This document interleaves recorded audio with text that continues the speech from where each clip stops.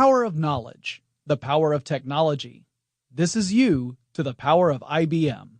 Find out how you can do your best work at ibm.com/you.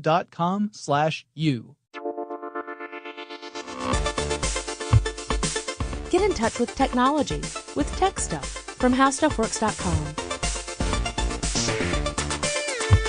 Hey there, and welcome to TechStuff. I'm your host, senior writer Jonathan Strickland, and I write for HowStuffWorks.com. That's the company name. It is not stuff you should know. It is not how things work. It is how stuff works. Sometimes I feel it's necessary to remind folks about that. Anyway, today we're going to pick up where we left off in our last episode with part 2 on the history of TVs and how they work. So if you don't remember, our last episode, we spent a lot of time establishing the basic science that the inventors of television depended upon when they were making their stuff. And we also looked at the curious world of mechanical televisions, which were the first attempt to bring moving pictures to the average home and actually had moving parts inside the TV. But now it's time to transition over to electronic televisions and the insane drama and betrayals that went along with the launch of those electronic televisions. And there are a lot of arguments among historians over whom we should credit as the inventor of electronic televisions. There are very passionate advocates for 2 primary individuals, although they're not the only ones. There are others as well, across the world, in fact. But the 2 primary ones both had an idea that would transform TVs from these mechanical oddities into the electronic mainstays in homes around the world. And it really depends upon whom you ask as to which one should get the credit. And I'm going to do my best to try and remain objective in this, but I do admit I have my own opinions on this matter, and they're probably going to show through pretty clearly. So we're going to pick up our story in Utah. There was a young, inventive lad who worked on his family's farm, and that lad's name was Philo Taylor Farnsworth. Philo T. Farnsworth. He was a precocious kid. He had a keen interest in science and physics and electronics. He was born in 1906, and according to his family, when he was just 14 years old, and at this point I believe they had moved to Idaho, he came up with an idea that would lead to the invention of the electronic television. So according to the story, Farnsworth, who was already fascinated with the properties of the mysterious electron, had been thinking about using electrons to transmit images rather than the mechanical methods that were currently in development at that time, the ones that depended upon the Nipkow discs.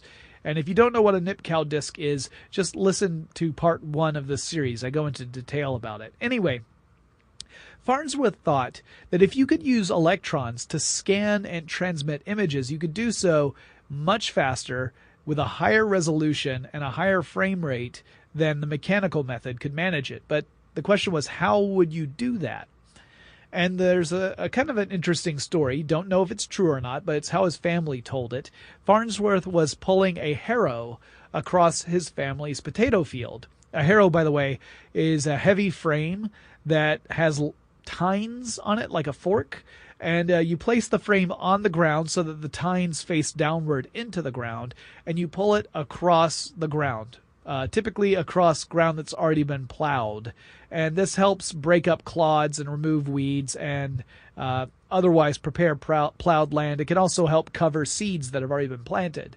So according to his family, it was while Farnsworth was doing this for his farm, and he was looking at these neat straight lines across freshly plowed earth, they came up with the idea of creating televised images, line by line, with electrons. So the television screen would effectively be a stack of horizontal lines, and the electron stream would paint the lines in sequence so quickly as to seem like an uninterrupted series of moving images to the human eye. And this would be somewhere around the year 1920 when he came up with this idea. But there's another inventor who factors into this story, and that would be Vladimir Cosmo Zworykin. Now, Zworykin was born in Russia in either 1888 or 1889, depending upon the paperwork you look at. It seems that 89 is the more accurate one, but I've seen both listed. He attended school in Russia and in France. He studied science. One of his teachers was a guy named Boris Rosing, who in 1907 filed a patent for a television system that used a mechanical scanning method similar to the Nipkow disc we talked about in part 1, but it used an electronic receiver that used a cathode ray tube to transmit electrons to a screen. So it was kind of a hybrid between mechanical and electronic. And Rosing demonstrated a version of that technology in 1911. So Zworykin was at least aware of that work at the time. Now, during World War I, Zworykin joined the Russian Signal Corps, and after the war, he moved to the United States. He got out of Russia just as it was experiencing its own civil war. He grew up in Tsarist Russia, and then there was the Great Revolution in Russia. He got out.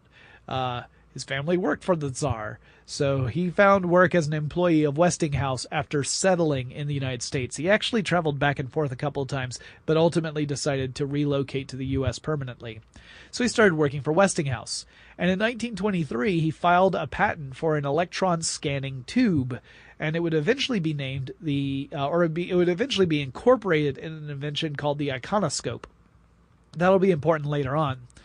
So Zworykin began to work on this idea, trying to create a practical application based upon the notion of a electron scanning tube, but his early efforts weren't terribly successful. In fact, his employers at Westinghouse, sensing that Zworykin wasn't making much progress, actually told him he should work on something else. They were not impressed at all. Meanwhile, over in the U.S., Farnsworth was also trying to build a practical electron scanning tube. Now, he called his version the image dissector. And he wasn't the only person to come up with this idea. There was also a German scientist named Max Dieckmann, and also Rudolf Hell, who was a student of Dieckmann's, who filed for a patent for a similar device in Europe. But it seems Farnsworth, who was working completely independently and unaware of that work, was the first guy to create a working version of this particular technology. The tube was meant to replace the mechanical scanners used in Nipkow discs, and it would be inside a camera. So the camera lens would direct light to an image dissector, which would focus that light onto some photosensitive material that would create a voltage, inducing current to flow through a wire. The current strength was proportional to the brightness of the image, so darker stuff generated a lower current than brighter stuff. And if you used magnetic fields or electrostatic plates, you could then direct that actual flow, and the image dissector could scan an image many times a second, and then the photosensitive material would convert that light energy into electricity. A receiver that was synchronized with the scanner could then take that current and apply it to a cathode ray tube, which would shoot electrons at the backside of a screen. And the synchronization allowed the receiver to project the electrons in the appropriate order and at the appropriate level on the screen so that you would get an image, a moving image of whatever it was the camera had been looking at. Now, the screen itself is essentially a series of horizontal lines. Each line is made up of points, which we call pixels, that represent a point of light. These are all side by side in those horizontal lines. So the backside of a television screen also has a phosphorus coating on it, and the coating will fluoresce or light up when it is struck by an electron at high velocity. So the cathode ray tube sends electrons shooting out at this phosphorus coating on the backside of a screen. And when the electron collides with the phosphorescent atoms, it causes them to jump up in energy levels. And when the electrons come back down from those excited energy levels, that's when they give off light, when they fluoresce. The brightness of the light depends upon the amount of energy that hits the atoms, so it depends on how fast those electrons are going, or rather the current that's coming from that cathode ray tube. So all of that is dependent upon how much light came into the camera in the first place. It's a really elegant kind of situation. And you might wonder, all right, well, how does the cathode ray tube actually paint the backside of a television screen? And it's all done with magnets. So let's consider the anatomy of an old-fashioned CRT television set. This is what it would look like if you took one apart. By the way, do not take one apart. If you puncture something, you could end up causing a bit of an explosion, and it is messy and potentially dangerous. So don't do it. You've got capacitors in there, too, that can hold on to a charge. It's not safe. But this is what would happen if you could, do an exploded view. So I mentioned that the screen represents a series of horizontal lines. We're going to be a bit US-centric in this part of the episode, so I can describe how CRT televisions work. But just know it works the same way in other places. It's just the actual number of horizontal lines and frames per second are a little different. So in the United States, with old CRT sets, the screen was a stack of 525 horizontal lines of pixels. And it's the CRT's job, the cathode ray tube's job, to paint each of those lines multiple times per second to refresh the image on screen and transmit that sense of movement. So you've got your CRT, and that's shooting electrons at a very tightly controlled beam on the backside of the television screen. So how do you steer the electrons? You use magnetic fields. Because remember, electrons are negatively charged particles. So you can push them with similar negative charged or negative magnetic fields, or you can attract them. You can pull them with positive magnetic fields. So you can actually change the flow of electrons by applying magnetic fields in a very controlled way. Also, the magnetic fields are a great band, and you should listen to them.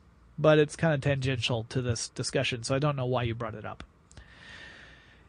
Now, using magnetic fields generated by a coil of copper wiring, the television paints each line of phosphorescent material on the backside of the screen one by one in a row from top to bottom. So it goes top, left to right, down to bottom. And it does it line by line. The electron beam sweeps across the first horizontal line at a blinding speed. It slams electrons into the phosphors to generate the light you see on the other side. And there's also an electron absorbing layer, so it catches all those electrons. They don't just keep on shooting outside the TV screen and getting involved in all your business. They stop at the screen because of that absorbent layer. Now, the beam follows a pattern that's called a raster scan. So this is where we paint that first line from left to right, and when it gets to the end of the line, it jumps back to the beginning of the next line. So it doesn't go left to right and then right to left. It goes left to right, jumps back down to the beginning of the next line, and goes left to right again, sort of. More on that in a second. Now, that is called the horizontal retrace when it gets to the end of a line and moves to the beginning of the next line.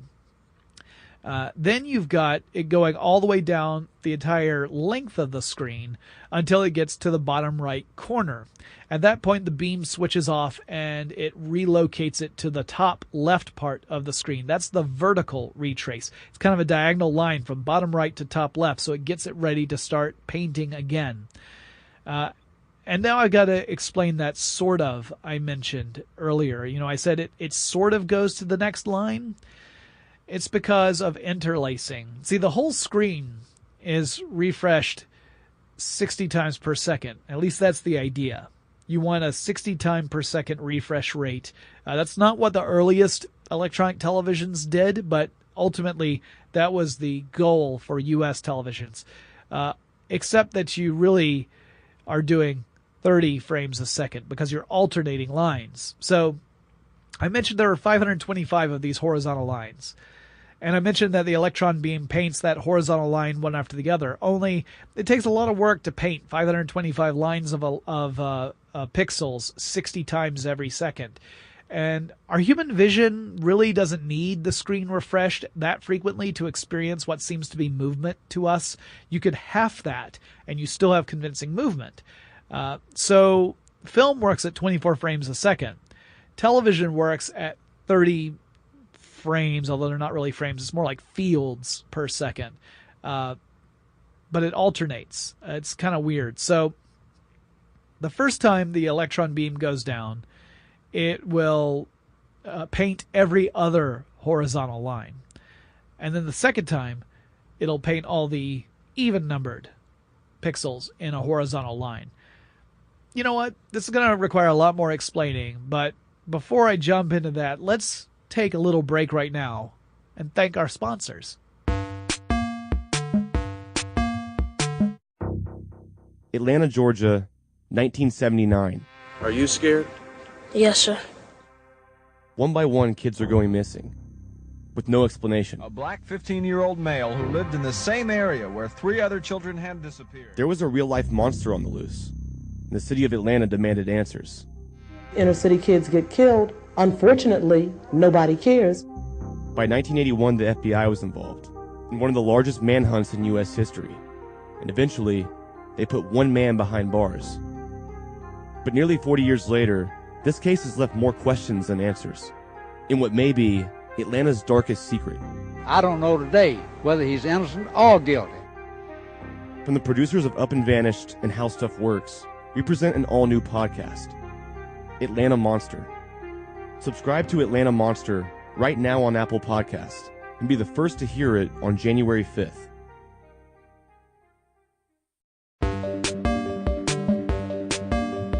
Alright, so instead of painting the entire screen 60 times a second, let's just paint half the screen 30 times a second and the other half 30 times a second.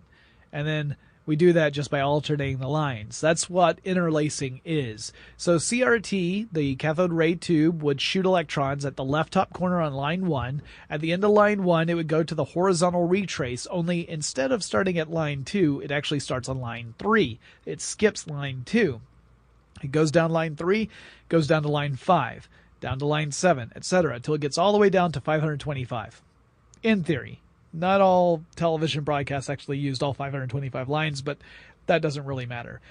It gets down to the bottom. It's time for it to go to the vertical retrace. Only instead of going back to line number 1, it actually goes to line number 2, and it starts to do the same process with all the even-numbered lines. So it goes to the end of line 2, horizontal retrace brings it to line 4. Goes to the end of line 4, horizontal retrace brings it to line 6. And it does that through that next sequence. It does both of these things 30 times every second for each. 30 times each for every second that goes by. So it's so fast that we don't detect that only half the number of horizontal lines are being refreshed any given moment. It's way too fast for us to be able to see that with our human eyes and human brains. To us, it's just an uninterrupted sequence of moving images. This is where we can take advantage of human limitations. The technology is able to perform at a level beyond what we humans can experience. So that allows you to make some shortcuts on the technology side. And as I said before, it's easier to refresh half the screen 30 times a second than a full screen 60 times a second. Kind of nifty. Now, eventually you would get to progressive scan systems, and progressive scans do every single horizontal line every 60 times a second, or however many times it refreshes. You'll hear about crazy refresh rates at like 480 hertz, which means 480 times a second it's refreshing the whole screen. But that's way off further into the future. We are not covering that in part 2. You'll have to wait for part 3 to get to the high refresh rate stuff. So you got the basic idea of how these electron scanning tube machines worked. The prototypes that Farnsworth and Zworykin created were much more primitive than what I just described, but they used similar techniques. It was based upon essentially the same principle, just it was more limited in what it could do. Now let's get to the drama of the story, because it gets pretty crazy. So Farnsworth grows up. He's had this dream since he was 14 of a method of creating television. He starts to really investigate it further as he gets older. He takes charge of his family farm after his father passes away, but then he ends up meeting and then marrying a woman named Elma Pem Gardner in 1926, and shortly thereafter they moved to California. In fact, according to some accounts, as soon as they got married, they moved to California. And originally they moved not too far away from Caltech, because Farnsworth was hoping that he would be able to use the location to help further his own efforts in developing this electronic television idea he had. Some would say that he was obsessed at this point. And the following year, in 1927, the two happily married people would relocate to San Francisco. And there Farnsworth was able to find some funding from investors, which was a tradition that many startups follow to this very day. If you have a startup in the tech world, chances are you're going to San Francisco to take a lot of meetings. That year, 1927, Farnsworth applied for a patent for his invention. The title of the patent was Television System, and in it he described his method for capturing, transmitting, and receiving moving images. Now, Zworykin had filed his patent back in 1923, but the U.S. Patent Office still had not granted that patent. It was still pending. Moreover, Zworykin's approach, while similar to Farnsworth's, wasn't exactly the same, and Zworykin had no real success up to that point in getting it to work in the real world. He could not make a practical demonstration of it. The attempts he made were very muddled.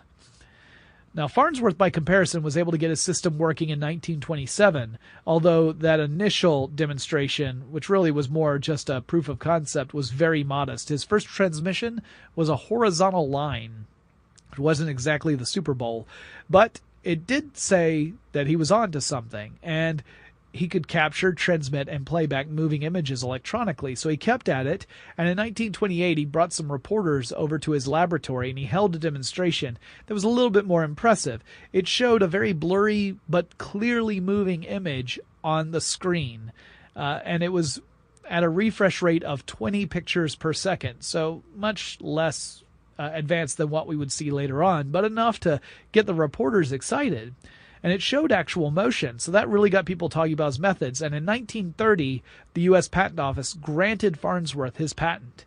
Now keep in mind, Zworykin still did not have a patent for his invention. He was still encountering problems with his approach. So in 1930, he decided to visit Farnsworth. Farnsworth was known for getting this method to work, and Zworykin was still running into problems. So he arranged a visit, and he went and visited for about 3 days, according to Farnsworth's wife.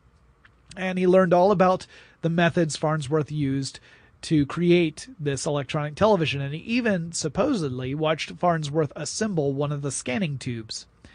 He then returned to Westinghouse and attempted to reverse engineer Farnsworth's invention, and he was later approached by RCA and began working for them.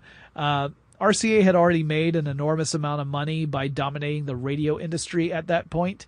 And at the helm of the Radio Corporation of America was a guy named David Sarnoff, who I'm going to talk a lot about in this episode. He was originally from Russia, and Sarnoff was the type of guy who, if he wanted to dominate an industry, he would do so big time. He would go in guns figuratively ablazing. He's really good at it, too, to a point where you might call him ruthless, really. Sarnoff led RCA through an era of prosperity for the company during the radio days. RCA had held on to patents that had to do with radio components, and they also owned broadcast stations and entire networks, actually. Essentially, if you were in the business of radio back in those days, you were paying RCA for that privilege. You might be paying licensing fees. You might be paying licensing fees just to build radios for people to buy. Or you might be paying fees so that you could broadcast on stations. Pretty much any way that there was a way to make money on the radio, some of that money was going to RCA at that time. In fact, the company even had a basic philosophy, which a lot of people have alluded to over the years, which was that RCA would not pay licensing fees. RCA was the company to whom you paid licensing fees. They also created a major broadcast company, NBC. You might have heard of it if you're in the United States. It is the oldest of the major broadcast networks in the U.S.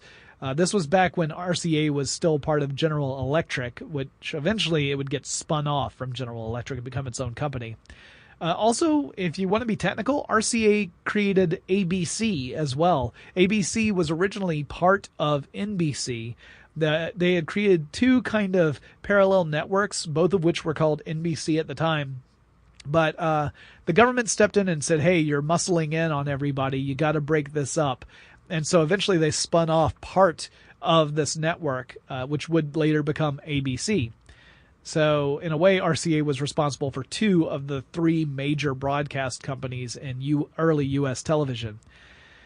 And these sort of practices got really serious, so serious, in fact, that the Department of Justice got interested. And on May 30th, 1930, David Sarnoff was called before the Department of Justice, and the DOJ was concerned that RCA was using its patent portfolio to suppress competition. So this is not a new thing. It might sound familiar to anyone who has followed news about patent law in general. There have been a lot of stories about companies like, say, Apple and Samsung using patents to put pressure on each other.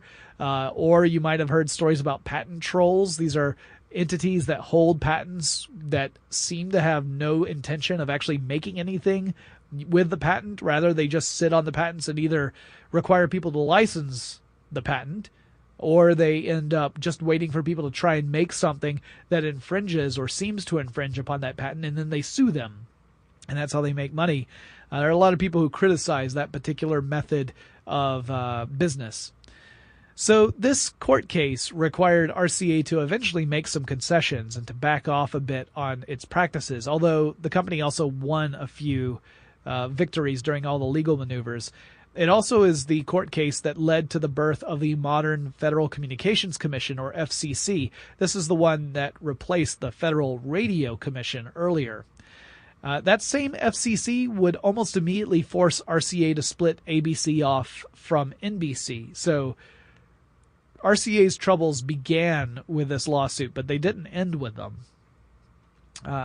So Sarnoff, though, had Zworykin as an asset. He went out and he hired Zworykin away to try and develop television, because Sarnoff said, we did this thing with radio and made a huge amount of money. I think television's going to be the next big thing, because it still wasn't a thing yet. Not very many people had mechanical TVs, and nobody had electronic TVs yet. And there was a problem already. Sarnoff was upset because he saw that Farnsworth was seeing some success, and Zworykin had not yet met with success, even though he had a very similar idea. And Farnsworth had already secured a patent in 1930. So now there was patented information out there, and RCA does not pay licensing fees. That was dead set against his corporate philosophy, Sarnoff's corporate philosophy, I should say. I will often equate Sarnoff and RCA in this episode, but it's really just to talk about this specific era of RCA's history. And there was another problem, which was that the glory days of RCA were in danger at this time, because the government's intervention meant the company had to slash licensing fees or else be charged with suppressing competition. The Great Depression was also having a major impact on the consumer electronics field. People didn't have the money to spend on luxury items like radios, and that's what the main product was for RCA. So it was really a difficult time for the company. RCA's stock dropped 90% in value, but Sarnoff really thought that television was the cart that was going to take him back to success. He was going to hitch his horse to that one, or hitch his cart to that horse, I guess I should say. I go backwards. I put the cart before the horse. Literally. No, just figuratively. Literally, it just doesn't work. Anyway, he thought that TV was going to be the next big thing. So he really wanted to get ahead of this. And the problem was Farnsworth was in the way, because Farnsworth had filed this patent, and RCA does not want to pay licensing fees. So in April 1931, Sarnoff actually paid a visit to Farnsworth's lab. Now, Farnsworth wasn't in his lab at the time that Sarnoff was there. He wasn't in town, but his wife showed Sarnoff around. By the end of the visit, Sarnoff said to his partners that he felt they could make televisions without infringing on Farnsworth's patents. It wouldn't be a problem at all, and that RCA was in the clear. However, not that long after his visit, he must have had second thoughts. He must have either heard something that changed his mind, or maybe one of his attorneys said something. At any rate, he went to Farnsworth and said, "Hey, buddy, how about I buy your company for $100,000 and you can come work for me? You can be an RCA employee and we'll just buy your company. And of course, all the intellectual property, like your patents, we'll own those forever and ever. And people who want to make TVs will have to pay us a licensing fee. Does that sound good to you, buddy?" And he probably didn't word it exactly that way. But Farnsworth did not think the deal was great. I mean, $100,000 was a huge amount of money in 1931, and it's still a good chunk of change. I'll happily accept $100,000 from anyone who's willing to get rid of it. I'll take it. I mean, assuming it's not like a money laundering thing. I don't want in on that. I got troubles of my own. But $100,000 in 1931, way more money, more buying power than what it would get you today. But Farnsworth suspected that his patent was actually worth more than $100,000, and that he could make more money licensing his ideas to interested parties. In fact, that's exactly what RCA wanted to do with his work. So Farnsworth's like, I don't really feel like I need to go work for you. I can do this on my own. So he rejected the offer, which did not make David Sarnoff very happy. Farnsworth then attempted to work with one of RCA's competitors, Philco. No relation to Philo T. Farnsworth, but Philco, which was an East Coast company that was also looking at getting into televisions. They also did radios as well. Now, according to Pem, Farnsworth's wife, RCA got word of Farnsworth's plans, that they were able to pick up transmissions when Farnsworth was demonstrating his technology to people over at Philco. And once they learned that Farnsworth was going to go work with Philco, RCA decided to put the screws to Philco. Again, this is according to Farnsworth's wife. And so RCA essentially went to Philco and said, if you hire this guy, if you become his customer, if you license his technology, we're going to revoke our licenses to you to make radios, and you won't be able to make radios anymore. It would be illegal for you to make radios because you would be doing it in violation of our intellectual property. And Philco then backed off from working with Farnsworth. So that's according to Farnsworth's wife. It sounds pretty vicious, if you ask me. So Farnsworth was left without a customer. Now, in 1933, Zworykin would file a patent for what was now called the RCA iconoscope, and the 1933 patent application included references to the earlier 1923 application. And in 1938, he would eventually get this patent granted to him by the U.S. Patent Office. Sarnoff actually used this filing as an argument that RCA really invented television because Zworykin's original patent application was in 1923. That was 4 years before Farnsworth filed his patent in 1927. So Sarnoff's saying, look, we've got it on file here. Sure, it's not a granted patent, but the fact that the idea existed before Farnsworth ever filed a patent for it tells us that we own this idea, not this guy. So the big issue at stake was really not paying that licensing fee. And Sarnoff didn't want to have to pay Farnsworth a penny if he could help it. So RCA decided to challenge Farnsworth's patents in court in one of the ugliest tech lawsuits in history. I'll get into that more in just a moment, but let's take a quick break to thank our sponsor. Hey everybody, Chuck Bryant here from the Stuff You Should Know podcast to talk about my brand new podcast, Movie Crush. Releases every Friday afternoon, and I sit down with your favorite people to talk about their favorite movie. And not only that, people, it gets deeper than that. We talk about their general film-going history. We talk about what it was like to be a kid going to the mall, being dropped off by their parents, or VHS, or Laserdisc, and it's just kind of a walk down memory lane with people about movies in general and their love of those movies. So check it out every Friday on Apple Podcast or wherever you get your podcasts.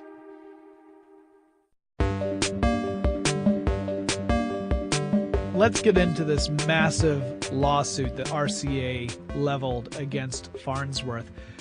So Zworykin really had the backing of RCA and all their lawyers and Sarnoff behind him. And at the crux of the case was a claim in Farnsworth's patent. And that was claim number 15, which stated the device was designed to display an electrical image. That was the term Farnsworth created, an electrical image.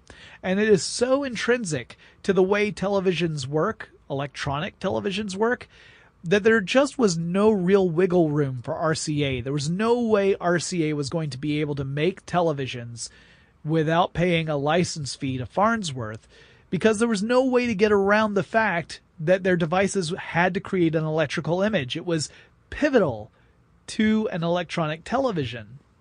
So they thought, well, how can we get around this? Let's undermine the claim. And that's where they started to try and make a case saying Zworykin, that his 1923 patent application was for a device that also would create an electrical image. And since it was filed in 1923, although not granted, it still wasn't granted at the time of this lawsuit, which began in 1931 and lasted for about 4 years.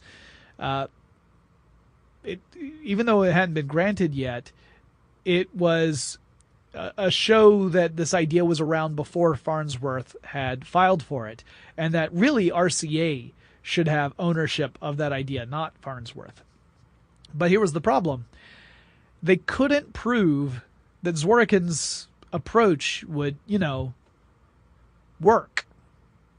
And without it working, it was hard to make an argument that Zworykin had really come up with this idea. A patent is supposed to be for an idea that ultimately can work. If it is proven to not be a workable idea, then the patent is not supposed to be valid. Now, the team cited a supposed 1934 demonstration toward the end of this lawsuit. They said, hey, in 1934, Zworykin demonstrated that his system works. He built a working version of what he had proposed back in 1923. But there was no evidence to support this claim. There were no eyewitnesses of this demonstration that they could bring up. There were no lab notes to show what had happened or the procedure that Zworykin used.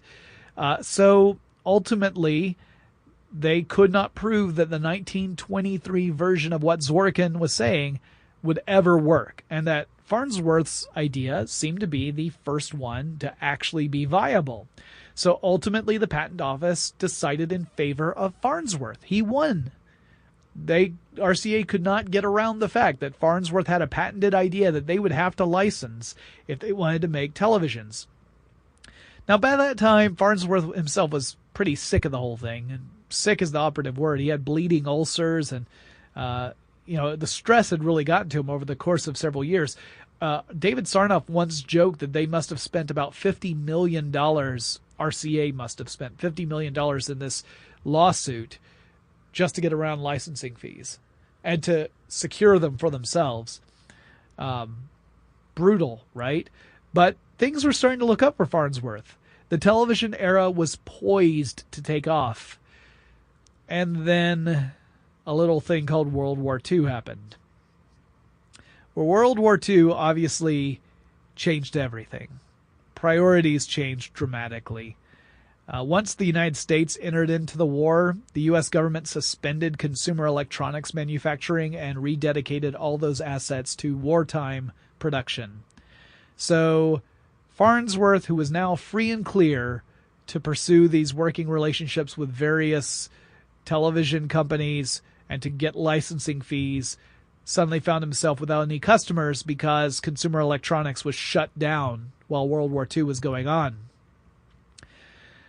When the war ended, Farnsworth had a little more than a year before his patents expired, because patents don't last forever. Once they expire, that information is public domain. Anyone can invent anything based off a patent that has expired and not be expected to pay licensing fees, assuming that you haven't infringed upon some other patent with your new invention. But that meant that once those patents expired, anyone could make an electronic television based on Farnsworth's approach and not have to pay Farnsworth a penny. He never made the money he should have off of his invention, and in fact, when his patents expired in 1947, there were only about 6,000 television sets in the entire United States. Just a few years later, that would number in the millions. So we were literally on the precipice of the electronic television age when Farnsworth's patents expired, and he wasn't able to become insanely wealthy off of his ideas. Other people became insanely wealthy off of his ideas, but he was not able to do that. He didn't just give up. He actually went on to work in another, boring, normal job, nuclear fusion. Yeah, Farnsworth, the TV guy, went on to work in nuclear fusion. Now, his work would not lead to a viable nuclear fusion power solution. If it did, our world would be totally different right now. We're still trying to develop nuclear fusion power that is sustainable. We've seen some promising early experiments, but nothing that is truly a sustainable nuclear fusion power plant. But Farnsworth's work actually meant that we were able to create neutrons using his approach, so that was very important for other scientific work and experiments. So he still made some very significant contributions, even though his patents had expired, and he wasn't able to really profit off of them the way he should have. As for RCA and Sarnoff, they continued to throw their weight around, or at least attempt to. The late 1940s saw companies like RCA start to look into ways to incorporate color in television broadcasts. And this is still at the very beginning of TV. So black and white was still, very important, but they were already thinking ahead. How can we incorporate color into this? But there were actually other companies that were also looking at incorporating color into television broadcasts. And RCA had made a huge amount of money by defining the standards for radio. So what they wanted to do was do the same thing, but for color TV. If they made their fortune by creating a standard in one format, why not do the same thing for another format? Similar to what they were trying to do with just basic television when they tried to undermine Farnsworth's work.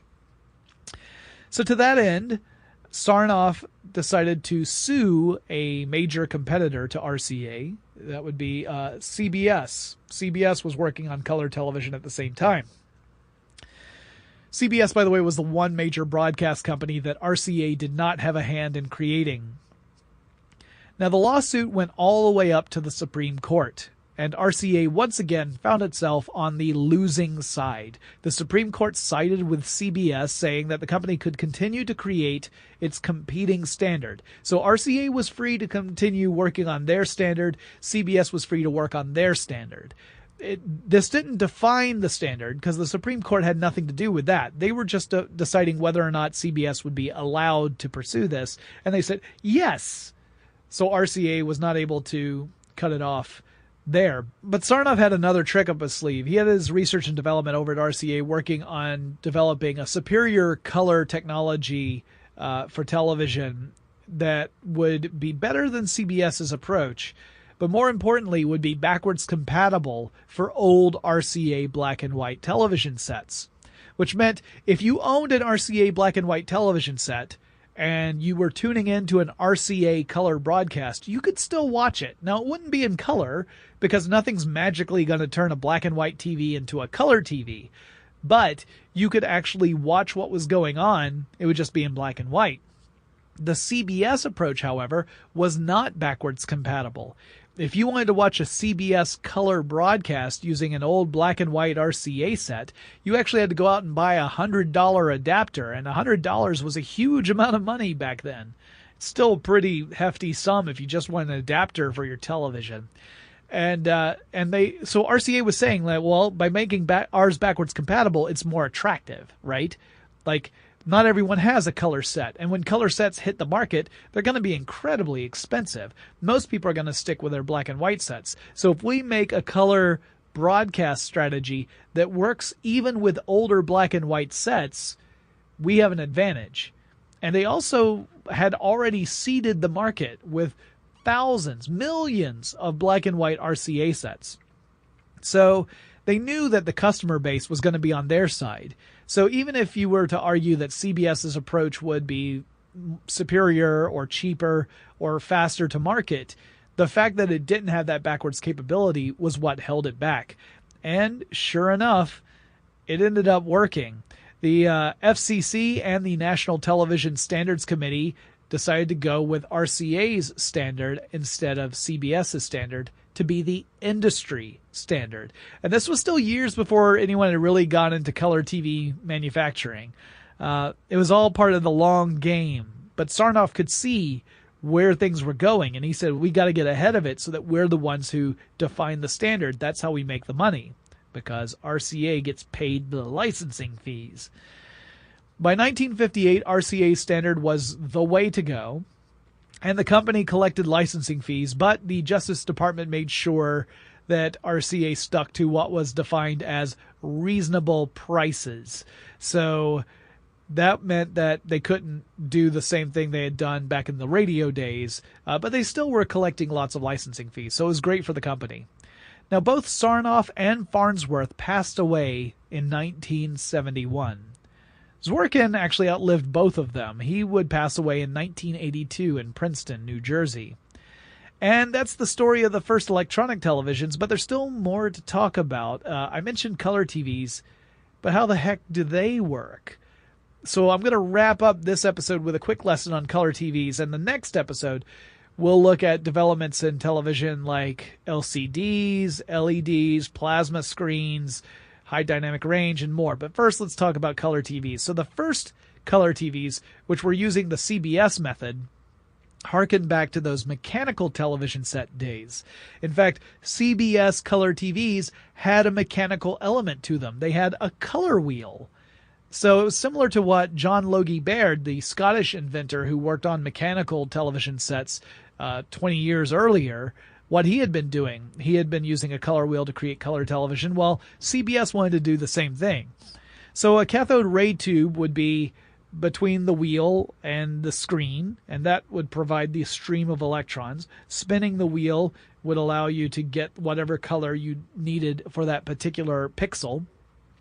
And because the wheel could spin quite fast, and because our brains will merge different colors into new color all on its own, the speed of transmission is what did all the work. Our brains just would assimilate the information we had to see a color that was represented by lots of individual colors being presented to us very rapidly within the span of a second. So in other words, you could get red, green, or blue because that's what the color wheel had. Those were the primary colors on the color wheel. But if you wanted to get purple, then what you're getting is a series of red and blue pixels that are presented so fast that our brain just ends up combining those into a purple pixel. It's super cool. So I love this because it, again, depends upon the limitations of the human brain to make the technology work. And it really makes me appreciate both the amazing work of the technology and also how weird humans are. And I include myself there, along with you, human. So you've got this super fast method of presenting colors that end up sort of bleeding into one another to represent whatever the actual color needs to be for the picture. And it was really nifty, but the mechanical approach didn't end up becoming the standard. Again, that was not compatible with the old black and white television sets. So instead, RCA went with an electrical standpoint and used colorful phosphors. So the stuff that fluoresces on the back of your television screen. So when you're looking at the front of the television screen, the opposite side has that phosphorus coating on it. Well, it would have colorful phosphors, not just ones that would shine white or gray, depending upon the amount of or the energy of the electron hitting it. So a color CRT television has 3 electron beams, not just one. And those beams are called red, green, and blue, although the beams themselves don't have any color to them because they're electrons, but they're dedicated to red, green, and blue phosphors. The screen itself would have red, green, and blue phosphors that would be arranged as dots or lines on the back of the screen, and each pixel has 3 phosphors, right? Each pixel has a red component, a green component, and a blue component.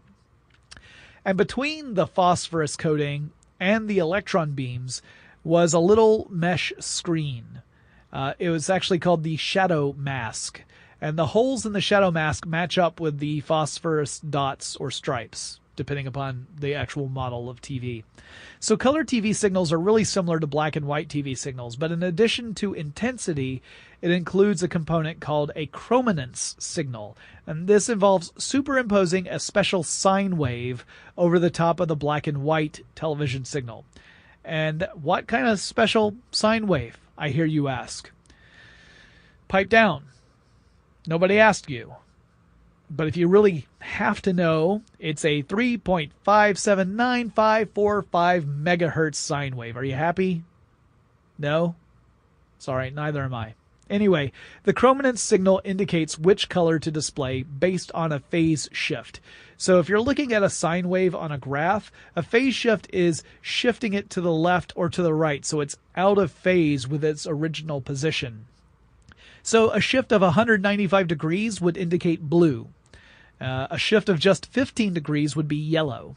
And shifting it would tell, I'm using air quotes, the electron beams which color it needed to represent. So that shift would give the electron beams the information necessary to replicate whatever color you were looking for. And this would give the electron beams the ability to scan those phosphors in the correct order, the correct frequency to generate the color necessary for you to perceive it on the screen itself. And again, that rapid succession of lines on display and the colors would create that illusion in our minds that we're watching a color moving image on a screen. It's really kind of incredible that just by using red, green, and blue, you could replicate all sorts of colors, just depending upon the amount of time they're on screen and the frequency that you switch back and forth between those three. And that's all you need to create all the different colors that we can perceive. Now, the first color television set was made by Westinghouse, and it cost a whopping $1,295 in March 1954. If you want to adjust that for inflation, which I did, it comes out to almost $12,000 in today's money, which is pretty expensive. And here's a shocking fact. They put out a full-page ad in the New York Times that 60 New York stores were carrying those sets, and they sold 0 of them from those stores. Now, eventually, they were able to move about 30 sets. I think they produced about 500 total in that first run. But I guess the only people who were capable of buying them were color-starved millionaires. Everyone else couldn't really afford such a thing. So they eventually slashed their prices down to an affordable $1,110. Still a princely sum, as Chris Paulette and I would used to say. Most of those sets that Westinghouse made were never sold. There was hardly anything to watch in color back in 1954. There were very few color broadcasts, and it was just so darned expensive. And it also would break down fairly easily, so never really took off at that time. Color television sales were actually really slow until about the mid-1950s, all the way up into the 1960s. It was just not a whole lot to move them.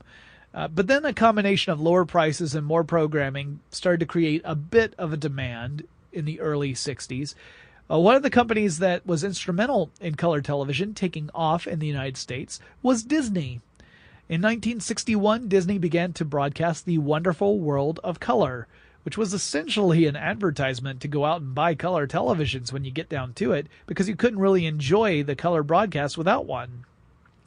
I actually remember watching an episode of The Wonderful World of Color where Professor Von Drake explained how color television was so much better than black and white TV, and did so in a song called the Spectrum Song.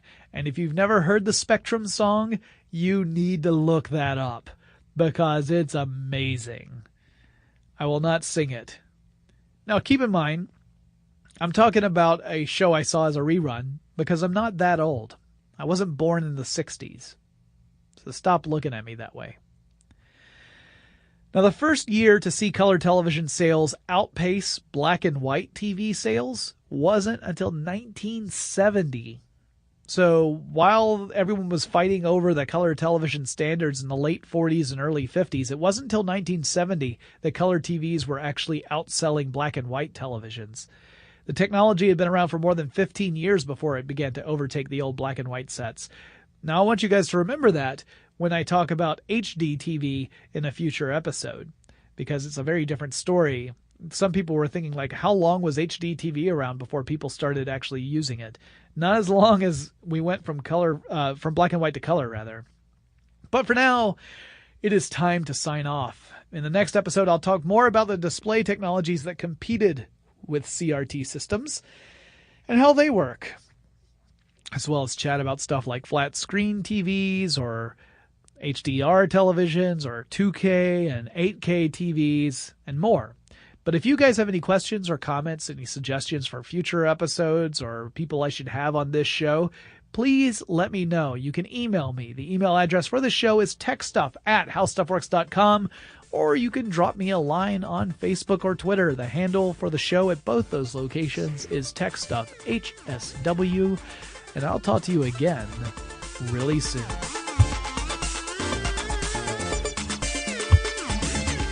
For more on this and thousands of other topics, visit howstuffworks.com.